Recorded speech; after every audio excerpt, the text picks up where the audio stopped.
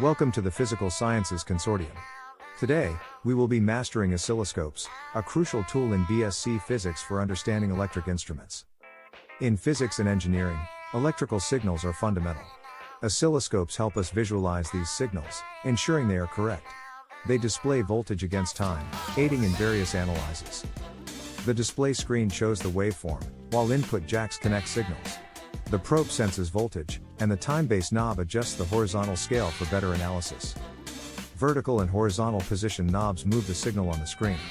Trigger source selection stabilizes the signal, ensuring a clear display without noise or jitter. Oscilloscope operation involves signal acquisition, processing, and display. The probe senses the signal, which is then processed and displayed as a graph of voltage over time. The oscilloscope deflects the electron beam to display the signal. The processed signal is amplified and shown on the screen, allowing users to analyze and interpret it. Oscilloscopes measure amplitude, time, frequency, and phase. These measurements help analyze various aspects of electrical signals, making oscilloscopes versatile tools.